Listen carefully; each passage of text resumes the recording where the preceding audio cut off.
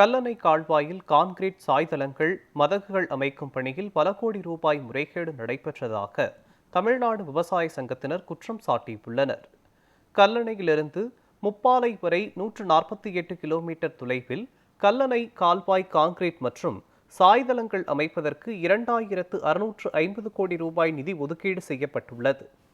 இந்நிலையில் 1650 கோடி ரூபாய்க்கு மட்டுமே பணிகள் நிறைவடைந்ததாகவும், பட்டுக்கோட்டை அருகே உள்ள திருபோணம் வெட்டிக்காட்டில் இருந்து ஊஞ்சிய விடுதி வரை கல்லணை கால்வாய் கான்கிரீட் தளமோ சாய்தளங்களோ அமைக்கப்படவில்லை என்றும் தமிழ்நாடு விவசாய சங்கத்தினர் குற்றம் சாட்டியுள்ளனர். கிட்டத்தட்ட 1000 கோடிக்கு மேல் அரசு நிதியில் முறைகேடு நடைபெற்றது குறித்து அதிகாரிகளிடம் புகார் அளித்தும் இந்நாள் வரை எந்த நடவடிக்கையும் எடுக்கவில்லை என்று அவர்கள் குற்றம் சாட்டியுள்ளனர்.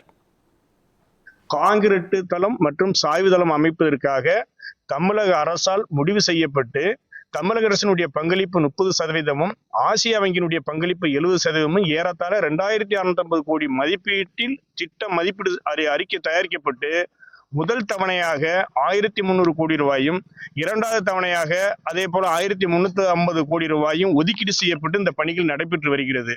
அந்த பணிகள் நடைபெற்று வரும் இதுல முதல் கட்டமாக செய்யப்பட்ட 5 பணிகள், அந்த 5 பணிகள்ல 8ஆம் நம்பர், அதாவது 8வது சிப்பம் 8ல மட்டுமே ஏறத்தாழ 250 கோடி ரூபாய் மதிப்பீடுல செய்யக்கூடிய பணிகள். ஈச்சங்கோட்டை முதல் எடையாத்தி அக்னியாறு வடிகால் வாரி வரை அக்னியாறு டிவிஷன் செய்யப்பட்ட பணிகள்ல இப்ப நாங்க நிக்கக்கூடிய வெட்டிக்காடு உஞ்சிவிடுதி இடையில ஏறத்தாழ 2 கிலோமீட்டர் இரு புறங்களிலும் சாய்வு தளமும் இல்ல, கீழே இருக்கக்கூடிய பெட்டு அமைக்கப்படல.